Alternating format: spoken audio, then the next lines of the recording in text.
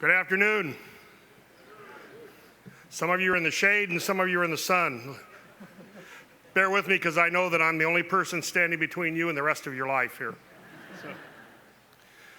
I often explain to audiences that I'm speaking to that my only qualification to be here before you today and comment on what's happened to me is that I've been through some extraordinary circumstances in my life and I failed to be fired,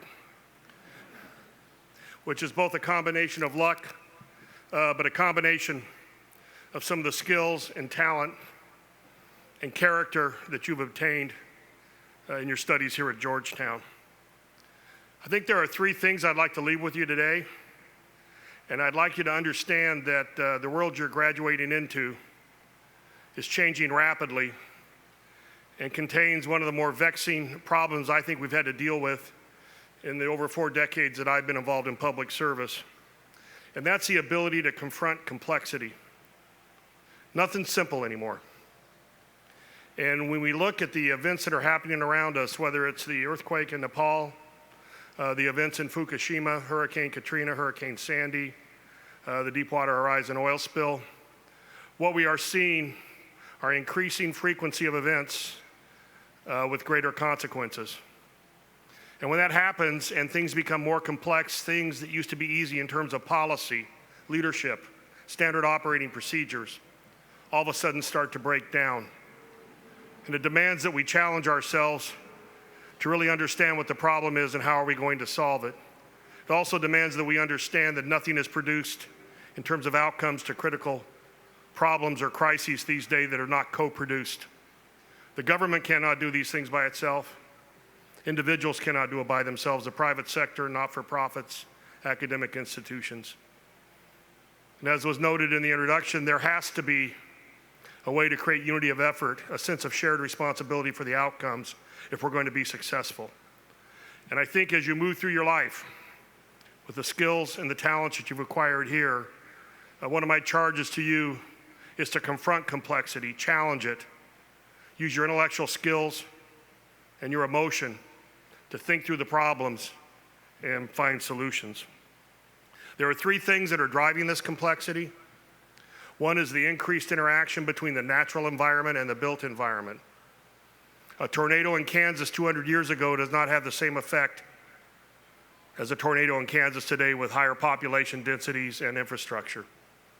And we're finding out more and more that we have done things in the environment without proper knowledge of the implications. That is the reason many of the flood control projects in the Everglades are now being re-engineered, because while we solved the flood problem, we created a problem with the ecosystem and our ability to sustain the Everglades. The second feature of complexity is the acceleration of technological change. I'm talking everywhere from increased computational power to how we manage bandwidth. And we just a few months ago, we were calling it the Internet of Things. Now we call it the Internet of Everything. We are connected and technology is moving faster than our ability to regulate it, pass laws, or consider it, and it's operating on an international scale that sometimes confounds us. And the final thing is globalization. We truly live in a global commons, and our borders, while physically described on maps, do not articulate what really happens in this world. There are threats, opportunities, and forces in the world that are agnostic to borders, weather, medical issues, financial flows, and even terrorism. We must come up with a better way to understand the world we're approaching, and my talk with you today is to give you some kind of a sense on how we need to address complexity. Thomas Friedman, the op-ed columnist for the New York Times, said recently that the world is getting faster. You all familiar with the book he wrote, The World is Flat? His next book will be called The World is Fast. And he discusses the 3 M's, Moore's Law, Mother Nature, and markets. These are the things we're going to have to understand as we move forward because they're all commingled. And we're going to do that in an unprecedented era of transparency. One of my watchwords throughout my entire career has been transparency of information breeds self-correcting behavior. You need to be honest, open, and transparent, but that is juxtaposed now against The reality that we have ubiquity of information, 24-hour media coverage, the internet, social media, and frankly, anybody that's standing on a corner near an event with an iPhone and a camera can be on with Wolf Blitzer in 15 minutes before authorities can have a chance to respond. This tension between transparency and the need to understand and be involved, and the risk we run of turning national crises or hard problems into reality shows, is something that we really need to think about as we move forward. As was stated in the citation, I have often said that I consider what's happening with social media right now the sociological equivalent of climate change. John Holdren, the Science and Technology Advisor to the President, has said there are 3 ways to deal with climate change: suffer, adapt, or manage. I would submit to you in dealing with social media and the problems of the day, we have 3 strategies. We can suffer, we can adapt, or we can manage. So all of you internet introverts out there, stop looking at your shoes and get on board. So how do we prepare leaders in this environment? What do we have to think about moving forward? Well, it was stated in the invocation, I wholeheartedly supported it. The first thing is the intellectual content of your lives and your ability to do critical thinking when addressing hard problems or complex challenges. And that is embodied distinctively in the School of Continuing Studies, and that's lifelong learning. You need to be insatiably curious. You need to be impatient with what you know.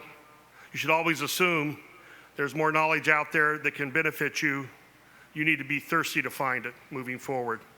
It is one of the essential elements I look for in people that work for me, people I want to work with, and people I want to work for. The second element is emotional intelligence. You need to know what makes you angry, what makes you sad. You need to be able to demonstrate empathy and listen to other people. In an era where unity of effort and working horizontally across organizational structures is the only way to solve hard problems, you have to learn how to control your emotion, understand other people's emotions, respect their viewpoints, and know when to sit on your fears and angers at the appropriate time. I've been faced with several situations where I had to make decisions under conditions of uncertainty and compressed time frames with incomplete information. It's very difficult to do, but the skills and discipline you acquire to remove the distractions and focus on what needs to be done can only be brought about when you understand what drives you emotionally and your ability to respond to other people emotionally. When that happens, and you're faced with a crisis, and you're faced with a low probability, high consequence outcome that you had not planned on, you will realize then that you're not being overpowered or driven by the circumstances of the situation, that you, by your character and demonstrating through your behavior, you are addressing the problem is not driving you. And these are skills I can tell you personally. They work in a hurricane, they work in an oil spill, and they work across the dinner table. In our lives, we will have challenges and decisions to make. Some of great consequence, some are daily routine decisions. But if we can always understand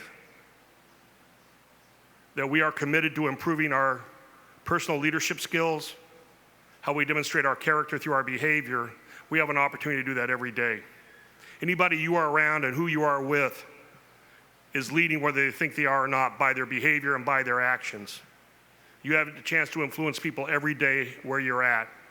And when you have the opportunity to be presented with a challenge you think is larger than yourself, you will be up to the task.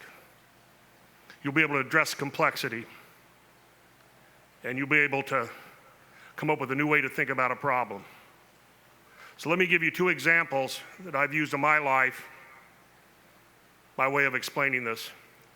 I arrived in New Orleans on the 5th of September, 2005, 1 week after Hurricane Katrina came ashore. I flew in on a helicopter and landed near the waterfront in New Orleans. And I realized as I flew over the city, which was still filled with black water because we had not repaired the flood canals and the levees, that we weren't dealing with a flood or a hurricane. We were dealing with the equivalent of a weapon of mass effect used on the city that resulted in a loss of continuity of government. But for a week, the nation flowed resources into New Orleans that were basically self-deployed, reporting back to their own organizational structures. There was no way to take those resources, put them together, and apply them to the problems we saw in the Superdome and the Convention Center. That's what I mean about addressing complexity, challenging assumptions, providing intellectual capital, and trying to understand what the problem is. But it requires personal character and leadership to make it work. A week later, I was given the responsibility to relieve Mike Brown and take over the entire response of the Gulf Coast. I went to Baton Rouge, where we had a forward operating post of 5,000 people in a warehouse. After we had made the announcement that I was taking over the operation, I turned to my aide and said, I want to have an all-hands meeting, typical for a sailor. 30 minutes later, I was in front of 2,500 people in what used to be a Dillard's warehouse. I got up on a desk with a loudhailer, and I told them I had to go to New Orleans to make sure that everything kept working down there. I looked them all in the face and said, I'm giving you an order. Now, I had no legal authority to direct anybody. But there's an old saying, you don't have sovereignty unless you can exert it. I told everybody in the room that day to treat every person they came in contact with that had been impacted by that hurricane as if they were a member of their own family. Your mother, your father, your brother, your sister, and so forth. I said, if you do that, two things are going to happen. First of all, if you err, you're going to err on the side of doing too much, and at this point in the response, that's okay. The second issue is if somebody's got a problem with what you're doing, their problem's with me because I told you. At that point, people started openly weeping in the room, and there was a collective sigh that changed the barometric pressure in the building. Nobody had ever told these people in very simple terms how important the mission was, what it meant to them, and the values that had to undergird an operation of that magnitude to be successful. But more importantly, nobody had ever told any of those people working down there that somebody had their back. So as you deal with complexity, you gain more intellectual knowledge based on lifelong learning. You still will be challenged in times of crisis to demonstrate who you are and what kind of character you have through your behavior. It is those two things combined, your emotional intelligence and your ability to learn and continue learning throughout your life, that will make you the leaders that we need in the future of this country to confront the complex challenges, crises, disasters that surely lie ahead. I firmly believe you're up to the task. I've worked with your peers in a number of complex responses, crises, and problems. You are capable of it. It's your time to demonstrate that. Good luck.